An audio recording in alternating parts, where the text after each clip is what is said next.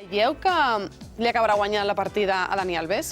Mira, jo crec que justament amb el Màlaga no va ser precisament el millor partit dels que hem vist aquesta temporada, des de que ha començat a Bueno, es van encomanar una mica de la grisó de tots. Però vaja. Jo crec que no va estar especialment brillant davant el Màlaga, però des que ha debutat porta més minuts que li que Alves. les coses, li planta cara a la titularitat de Dani Alves, que fins ara era l'home pràcticament que més minuts tenia juntament amb Busquets.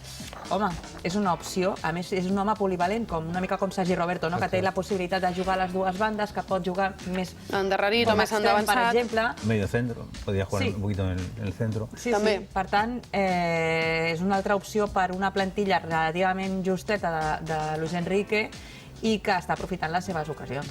Jo crec que ja li ha guanyat la partida a l'Eix Vidal a Dani Alves. Potser és una mica prematur dir-ho perquè porta pocs partits, però crec que l'Eix Vidal jo crec que s'ha guanyat el lloc a l'11.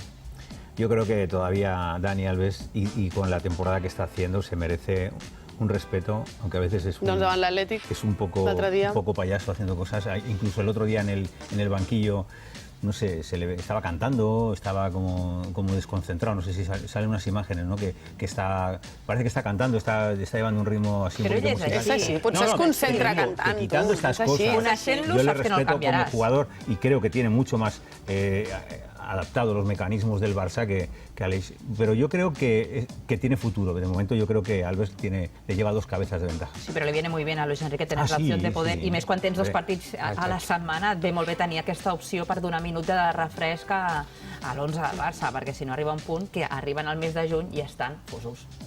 I sobretot el que veig és que amb les vegades que fa Dani Alves, tenir un lateral de garanties com l'Eix Vidal va relativament bé.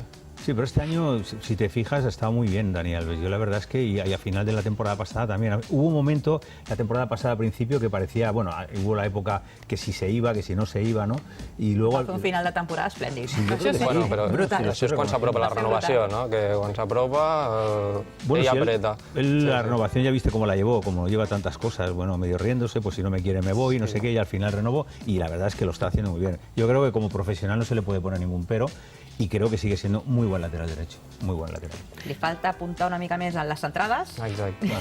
Sí, sempre és una mica l'assignatura pendent. Potser és un mal endèmic dels laterals brasilers, que no seria el seu fort precisament la centrada, que la llancen i allà si hi ha una mica de sort algú l'enganxa, però vaja, déu-n'hi-do la temporada que està fent.